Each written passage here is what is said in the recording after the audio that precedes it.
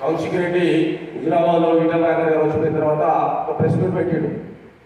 ఈటల రాజేందర్ గారు హుజరాబాద్ రావద్దు, హుజరాబాద్లో ఈటల రాజేందర్కి ఏముంటుంది, ఎందుకు రావద్దని చెప్పానని ప్రెస్ మీట్ పెట్టాడు.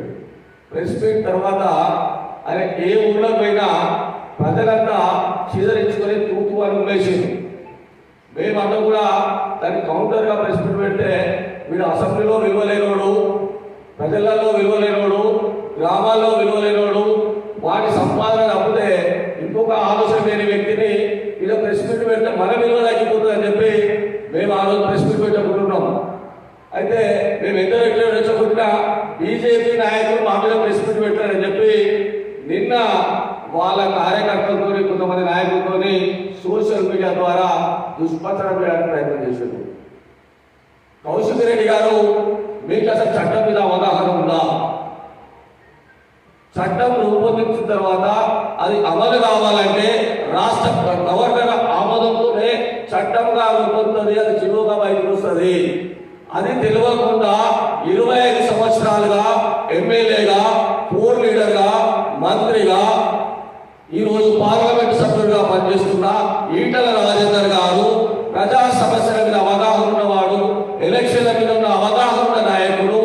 రేపు ఇవాళ కాంగ్రెస్ ప్రభుత్వం బీసీ ప్రజల్ని, తెలంగాణ ప్రజల్ని మోసం చేయడం కోసం 42% రిజర్వేషన్ బీసీలకు ఇస్తుందని చెప్పినప్పుడు, ఆ రిజర్వేషన్ ప్రకటించినప్పుడు ఆ రిజర్వేషన్ చూసి ఆనందపడుతున్న నాయకులు, మీ రిజర్వేషన్ అనేది కోర్టులో చెల్లుబాటు కావు, ఇవి కొట్టుడు పోతాయి, దీని ద్వారా మీరు ఎవరైనా డబ్బులు ఖర్చు పెట్టుకుంటే అనవసరంగా నష్టపోతారు తప్పితే దీంతో లాభం ఉండదని చెప్పి వారు గత 10 రోజుల కిందట హుజరాబాద్ నియోజకవర్గానికి వచ్చినప్పుడు కమలాపూర్లో ప్రెస్ మీట్ పెట్టడం జరిగింది. దాన్ని 3 రోజుల కింద 4 రోజుల కిందట మనం అందరం చూసినాం. దేశవ్యాప్తంగా ఉన్న ప్రజలందరూ చూసిరు, రాష్ట్ర వ్యాప్తంగా ఉన్న ప్రజలందరూ చూసిరు. హైకోర్టు కొట్టు వేయడం జరిగింది. దాన్ని ఈటల రాజేందర్ గారు హుజరాబాద్కి వచ్చి ఇవాళ ప్రభుత్వం కౌశిక్ రెడ్డి ఈటల రాజేందర్ పోస్ట్ పెట్టేయడం ఎంతవరకు సబబో నీ ఆత్మపరిశీలన చేసుకోవాలని చెప్తున్నాం. ఇవాళ చాలా మంది నాయకులు, కార్యకర్తలు మీరు ఫోటోలు ఇచ్చిరా లేకపోతే మీరే పెట్టినా మాకు తెలియదు, కానీ మీరు కొట్టిన పోస్టుల మీద ఒక్కసారి గుండె మీద చేసుకుని చూడండి. మీరు రాజధాని మీద పెట్టిన పోస్టు ఎంతవరకు కరెక్ట్ ఒక్కసారి మీకు ఆత్మపరిశీలన చేసుకోవాలి.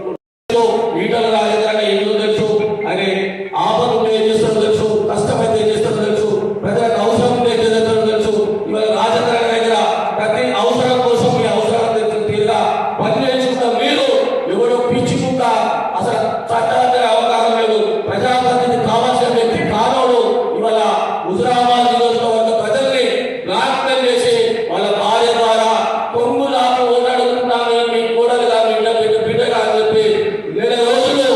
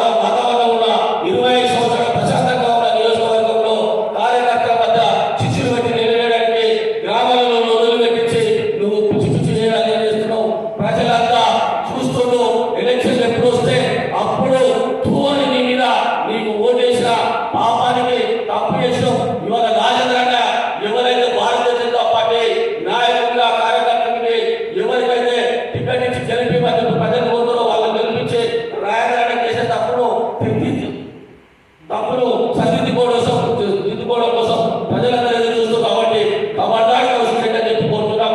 అలాగే మిత్రులారా మీకు మరొకసారి చెప్తున్నాం, రాజేంద్ర మీద పోస్టులు పెట్టే ముందు మీరు ఒకసారి ఆత్మ పరిశీలన చేసుకోవాలి. తర్వాత మీ